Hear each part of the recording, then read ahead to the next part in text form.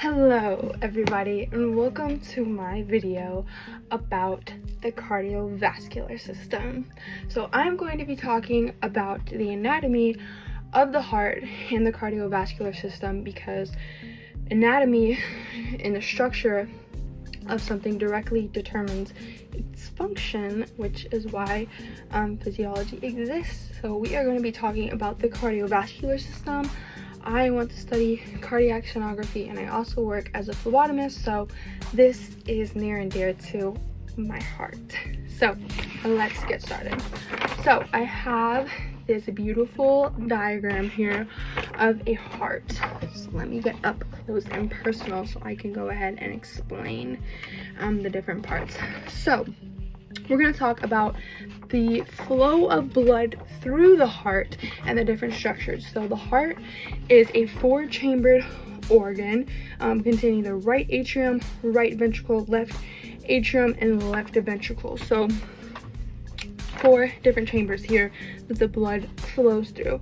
So we're starting with blood coming in through the superior vena cava, and then we're going to flow into the right atrium right here, and then into the tricuspid valve. The tricuspid valve is important because its structure allows for there not to be backflow of blood back into the right atrium. So then it flows down into the right ventricle, and then over up through here through the pulmonary artery. The pulmonary artery is taking blood away from the heart. Arteries take blood away from the heart, and it's carrying it to the lungs. And in the lungs, it's going to be picking up oxygen. And so when the blood comes back into the heart, the blood will be oxygenated. And so takes blood to the lungs, brings it back into the heart through the pulmonary veins. Veins bring blood back to the heart, and then we're going to pop in to the left atrium.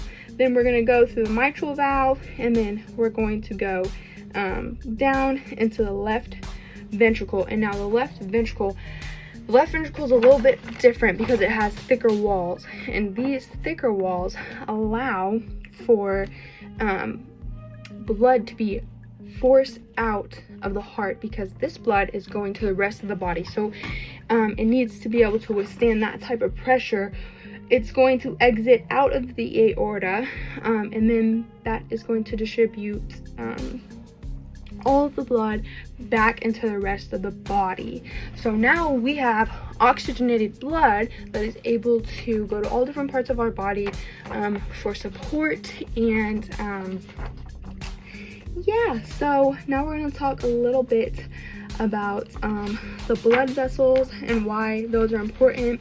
And so you can see here these blood vessels here, and then my little picture right here. So arteries are going to have a little bit of a thicker wall, because again, they need to be able to withstand a high blood pressure, because they are pumping blood away from the heart to the rest of the body. And then veins, they have a little bit of thinner walls because they're carrying blood back into the heart. And then they also have valves in there as well, because they're preventing, again, that backflow that we talked about, which we don't want.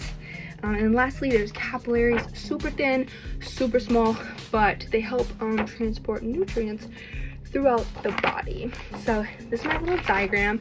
The next thing I have, don't get creeped out, is a blood sample. Now this blood sample, it's mine. It's not centrifuged, but if it was, it would separate into 3 different components.